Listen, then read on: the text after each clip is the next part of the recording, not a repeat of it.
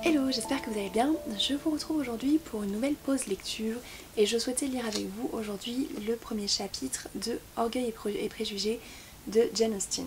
Alors en fait les chapitres sont assez courts, donc je pense que je lirai les deux premiers chapitres qui je trouve donnent plutôt bien le ton de l'écriture de cet auteur que je trouve très sarcastique, ironique et léger et drôle. Qui font que j'apprécie particulièrement cet auteur et j'avoue j'ai une grosse préférence pour Orgueil et préjugés. Donc c'est parti. Chapitre 1.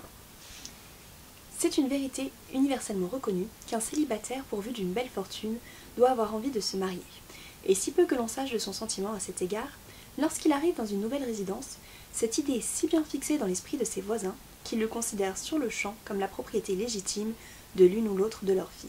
« Savez-vous, mon cher ami, dit un jour Madame Bennet à son mari, que Netherfield Park est enfin loué ?» Monsieur Bennet répondit qu'il l'ignorait. « Eh bien, c'est chose faite. Je le tiens de Madame Long qui sort d'ici. » Monsieur Bennet garda le silence. « Vous n'avez donc pas envie de savoir qui s'y installe ?» s'écria sa femme impatientée. « Vous brûlez de me le dire, et je ne vois aucun inconvénient à l'apprendre. » Madame Bennet n'en demandait pas davantage. « Eh bien, mon ami, à ce que dit Madame Long, le nouveau locataire de Netherfield serait un jeune homme très riche du nord de l'Angleterre. Il est venu lundi dernier en chaise de poste pour visiter la propriété et l'a trouvé tellement à son goût qu'il s'est immédiatement entendu avec Monsieur Norris. Il doit s'y installer avant la Saint-Michel, et plusieurs domestiques arrivent dès la fin de la semaine prochaine afin de mettre la maison en état. Comment s'appelle-t-il ? Bingley. Marié ou célibataire ? Oh mon ami, célibataire. Célibataire et très riche. 4 ou 5 000 livres de rente. Quelle chance pour nos filles. Nos filles ? En quoi cela les touche-t-il ? Que vous êtes agaçant, mon ami. Je pense, vous le devinez bien, qu'il pourrait être un bon parti pour l'une d'elles. Est-ce dans cette intention qu'il vient s'installer ici ? Dans cette intention ? Quelle plaisanterie ! Comment pouvez-vous parler ainsi ? Tout de même, il n'y aurait rien d'invraisemblable à ce qu'il s'éprenne de l'une d'elles. C'est pourquoi vous ferez bien d'aller lui rendre visite dès son arrivée. Je n'en vois pas l'utilité. Vous pouvez y aller vous-même avec vos filles.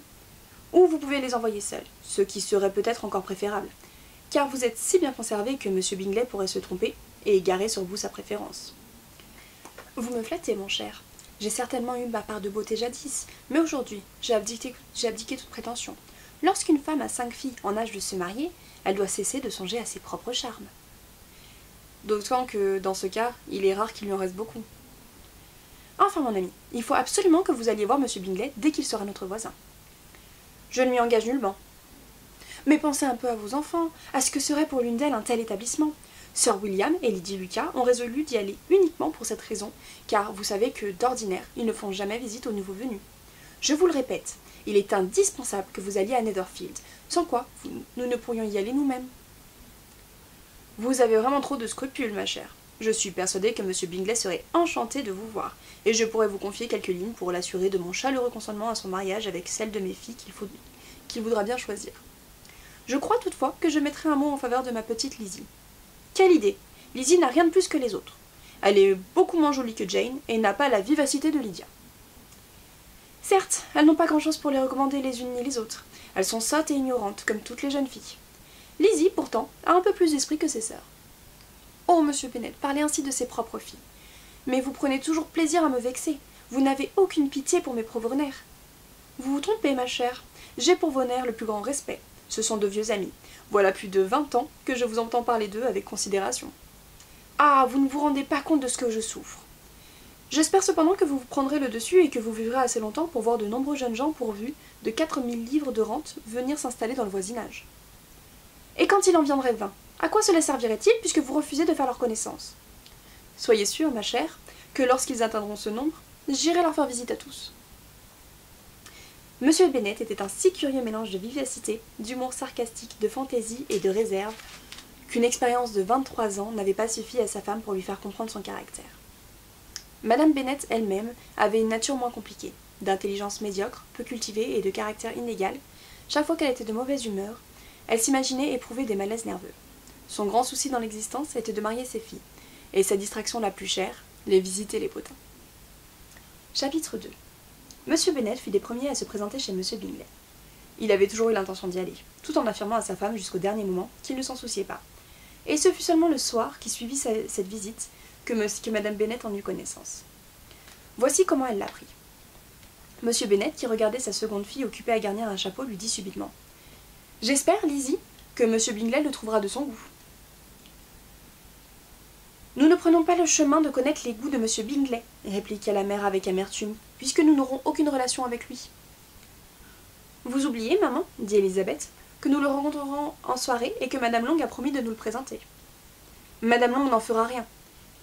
Elle-même a deux nièces à caser. C'est une femme égoïste et hypocrite. Je n'attends rien d'elle. Moi non plus, dit Monsieur Bennet, et je suis bien aise de penser que vous n'aurez pas besoin de ses services. Madame Bennet ne daigna pas répondre. Mais incapable de se maîtriser, elle se mit à gourmander une de ses filles. « Kitty, pour l'amour de Dieu, ne toussez donc pas ainsi. Ayez un peu de pitié pour mes nerfs. »« Kitty manque d'à propos, dit le père.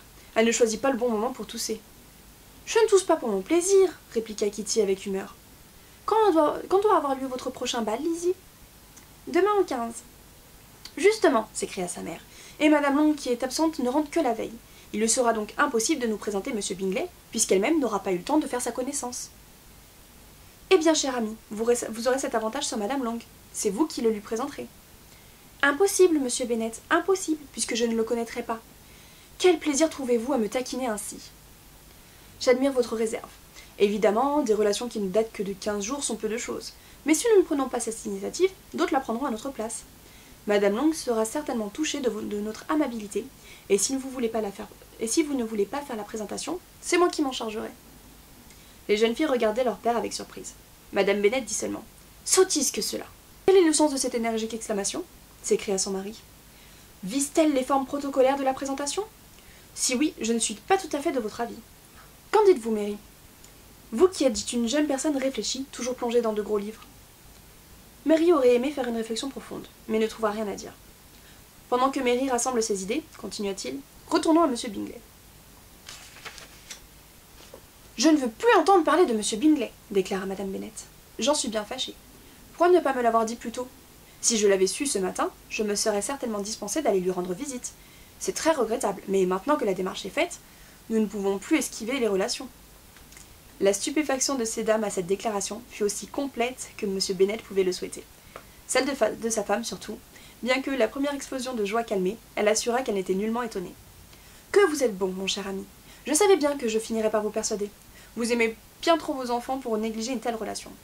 Mon Dieu que je suis contente. Et quelle bonne plaisanterie aussi, d'avoir fait cette visite ce matin et de ne nous en avoir rien dit jusqu'à présent. Maintenant, Kitty, vous pouvez tousser tant que vous voudrez, déclara Monsieur Bennet. Et il se retira, un peu fatigué des transports de sa femme. Quel excellent père vous avez, mes enfants, poursuivit celle-ci lorsque la porte se fut refermée. Je ne sais comment vous pourrez jamais vous acquitter envers lui. À notre âge, je peux bien vous l'avouer, on ne trouve pas grand plaisir à faire sans cesse de nouvelles connaissances. Mais pour vous, que ne ferions-nous pas? Lydia, ma chérie, je suis sûre que Monsieur Bingley dansera avec vous au prochain bal, bien que vous soyez la plus jeune. Oh, dit Lydia d'un ton décidé, je ne crains rien. Je suis la plus jeune, c'est vrai, mais c'est moi qui suis la plus grande. Le reste de la soirée se passa en conjecture. Ces dames se demandaient quand Monsieur Bingley rendrait la visite de Monsieur Bennet et quel jour on pourrait l'inviter à dîner. Et voilà, donc les chapitres sont assez courts, mais je trouve qu'ils donnent assez bien le ton du roman et de l'écriture de Jane Austen, que j'aime beaucoup, qui a un côté un peu piquant et ironique, qui est assez drôle. Sur ce, j'espère que cette lecture de ces premiers chapitres vous aura donné envie de découvrir ou de relire ce livre que j'aime beaucoup, qui fait partie de mes classiques préférés. Sur ce, je vous souhaite à tous de très bonnes lectures et je vous dis à très bientôt. Salut!